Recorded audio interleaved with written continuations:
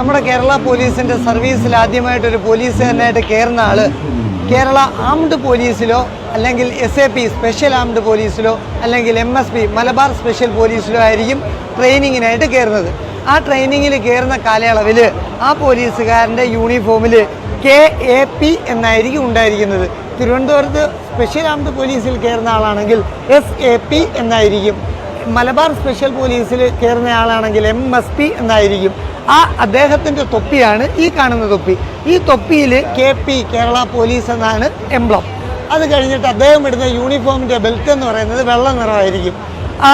അത് കഴിഞ്ഞിട്ട് അദ്ദേഹം അവിടുന്ന് അടുത്ത സെക്ഷനിലേക്ക് പോകുമ്പോൾ 8 വർഷം കഴിയുമ്പോൾ അവരുടെ യൂണിഫോമിൽ ഒരു 3 വരയും കൂടെ വയ്ക്കും. അതിനെ ഹവിൽദാർ അല്ലെങ്കിൽ പഴയ ഏട്ട് എന്നറിയപ്പെടും.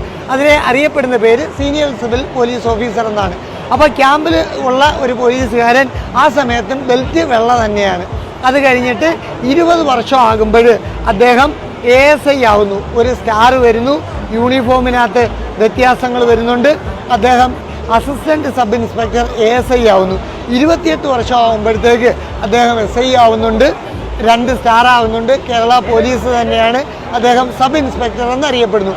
ഒരു സാധാരണ പോലീസുകാരനായിട്ട് കയറുന്നയാൾ ക്യാമ്പിലാണെങ്കിൽ ഇവിടം വരെ എത്തും. അതല്ല എന്നുണ്ടെങ്കിൽ അദ്ദേഹം എന്ത് ചെയ്യും?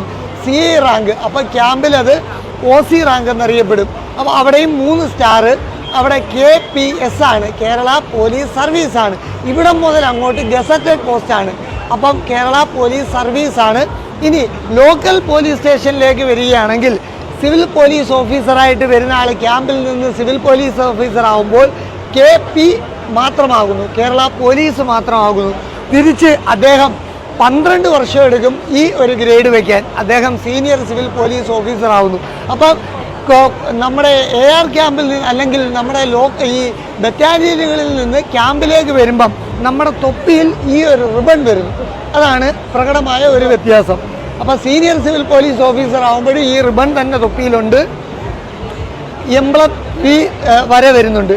ഇനി നമ്മൾ കേരള പോലീസിൽ എവിടെ ആയിക്കഴിഞ്ഞാലും സാധാരണ പോലീസുകാരൻ കഴിഞ്ഞു, ഗ്രേഡ് കഴിഞ്ഞു, 20 വർഷം കഴിയുമ്പോഴത്തേക്ക് അദ്ദേഹം ASI ആയി മാറുന്നതോടുകൂടി യൂണിഫോമിൻ്റെ തൊപ്പി മാറുന്നു.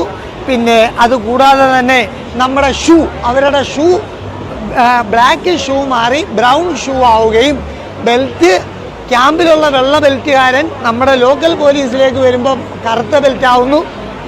നമ്മുടെ ASI ആവുന്നതോടുകൂടി അവർ ബെൽറ്റ് ബ്രൗൺ ആവുകയും ചെയ്യുന്നു.